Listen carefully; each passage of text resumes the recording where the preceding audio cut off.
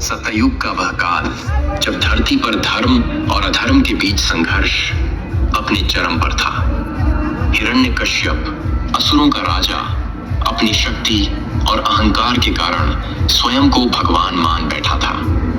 उसने संकल्प लिया था कि कोई भी व्यक्ति, देवता या असुर उसे पराजित नहीं कर सकता। उसकी कठोर तपस्या से प्रसन्न होकर भगवान ब्रह्मा ने उसे वरदान दिया था कि न वह दिन में मरेगा, न रात में, न घर के अंदर, न बाहर, न किसी अस्त्र से, न शस्त्र से, न मानव से, न पशु से। इस वरदान ने उसे और भी अधिक अहंकारी बना दिया। हिरण्यकश्यप ने पूरे राज्य में घोषणा कर दी कि केवल उसकी पूजा होगी। लेकिन उसके ही पुत्र प्रहलाद भगवान विष्णु के परम भक्त थे। बचपन से ही प्रहलाद ने नारद मुनि से भगवान विष्णु की भक्ति का पाठ सीखा था। उनका हृदय विष्णु की भक्ति में समर्पित था। हिरण्यकश्यप ने अनेक बार प्रहलाद को अपनी बात मानने के लिए कहा, लेकिन प्रहलाद हर बार भगवान विष्णु का नाम लेकर अपनी भक्ति को प्रकट करते। हिरण्यकश्यप का क्रोध। हिरण्यकश्यप अपने पुत्र की विष्णु भक्ति से क्रोधित हो उठा। उसने प्रहलाद को अनेक प्रकार से यातनाएं देने का निर्णय लिया। उसने प्रहलाद को विष पिलाने की कोशिश की, लेकिन विष्णु कृपा से विष अमृत बन गया। उसे हाथियों के पैरों तले को जलवाने का प्रयास किया, लेकिन प्रहलाद सुरक्षित रहे। उसे जलती हुई आग में फेंकने का आदेश दिया गया, लेकिन अग्नि भी प्रहलाद को नुकसान नहीं पहुंचा सकी। हर बार प्रहलाद ने भगवान विष्णु की भक्ति के कारण सभी कष्टों से मुक्ति पाई। भगवान नरसिंह का अवतार।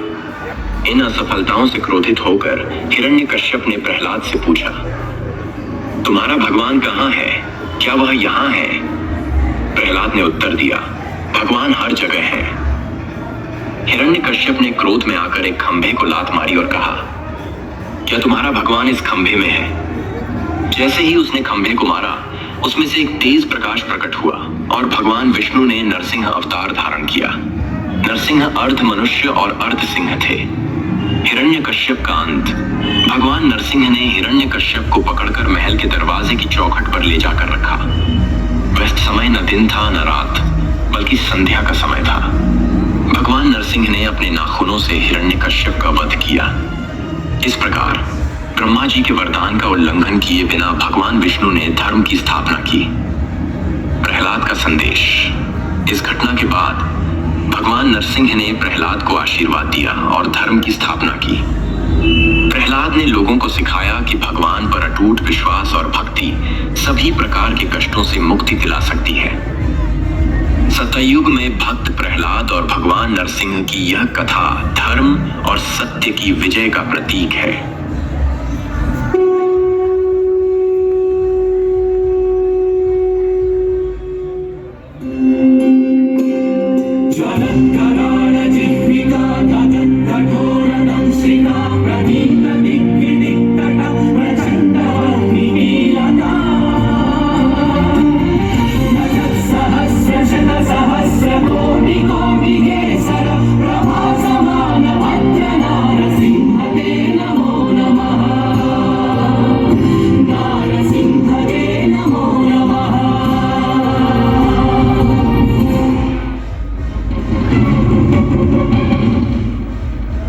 पुत्र, क्या कहा था तुमने?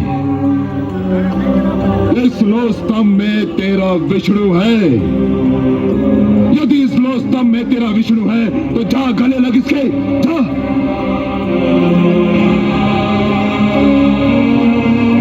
आगे बढ़ दुष्ट, अपने विष्णु का आलिंगन कर, जा।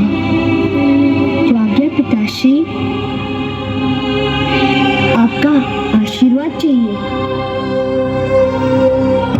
ओम नमो भगवते वासुदेवाय। ओम नमो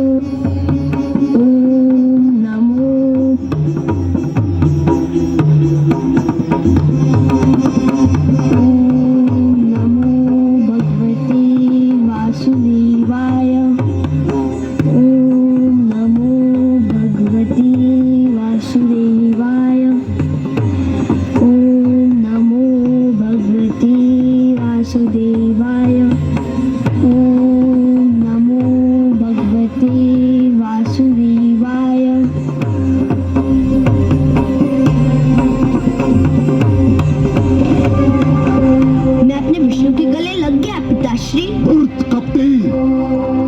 तेरे पास मायावी शक्तियां हैं जिसकी सहायता से तूने इस रोस्तम को ठंडा कर दिया।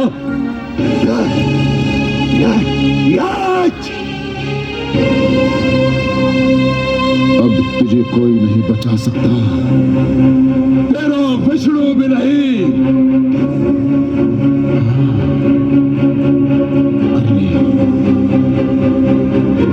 कर ले अपने विष्णु का मन भर के स्मरण कर ले। यदि तेरे कथनानुसार इस स्तंभ में विष्णु है तो वो बाहर निकलकर तुझे दर्शन दे और तेरे वध का दृश्य भी देखे।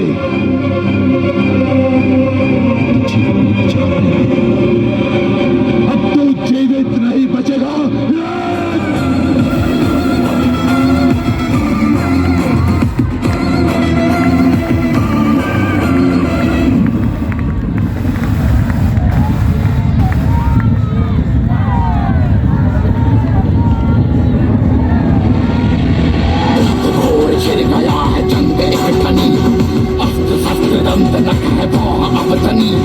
चल पड़े तो मर गए इतने भी ये सुर्ख यहाँ बह रही खराब लाल रक्त की नदी नदी नदी नदी नदी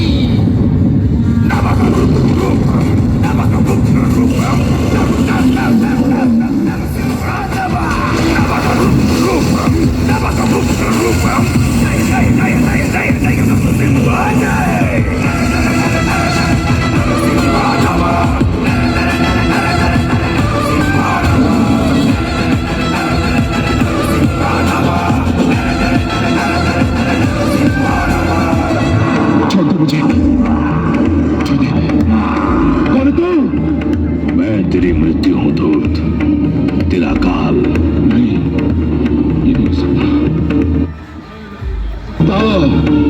मैं भगवान हिरण्यकशिपु हूं, मैं नहीं मर सकता। क्यों नहीं मर सकता दुष्ट? क्या तूने किसी माता के गर्भ से जन्म नहीं लिया है? ब्रह्मा जी ने मुझे वरदान दिया है। क्या वरदान दिया है? कि ना मैं दिन में मर सकता हूँ, रात्रि में। तो देख दुष्ट, इस समय न दिन है ना रात्रि, ये संध्या काल की बेला है।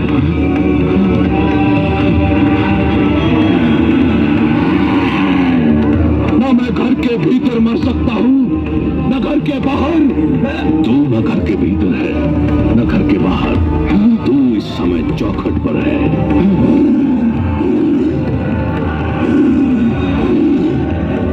मुझे कहा था कि ना मैं धरती पर मर सकता हूँ, आकाश में।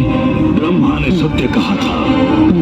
देख तू इस समय ना धरती पर है ना आकाश में, तू धरती और आकाश के मध्य मेरी गोद में है। और क्या कहा था भाग्य विधाता ने? उन्होंने कहा था कि ना मुझे पशु मार सकता है न मानव। मुझे ना कोई पशु मानेगा ना मानव। मैं आधा नर और आधा सिंह, मेरा नाम नरसिंह है। और क्या कहा था? उन्होंने कहा था कि मेरी मृत्यु अस्त्र संभव है, मैं अस्त्र से। मेरे हाथों में ना कोई अस्त्र है ना शस्त्र। मैं अपने नखों से तेरा पुत्र चीर कर तेरा वध करने जा रहा हूँ। अरे बचो, अरे बचो। तेरा अंत निकट आ चुका है मूर्ख।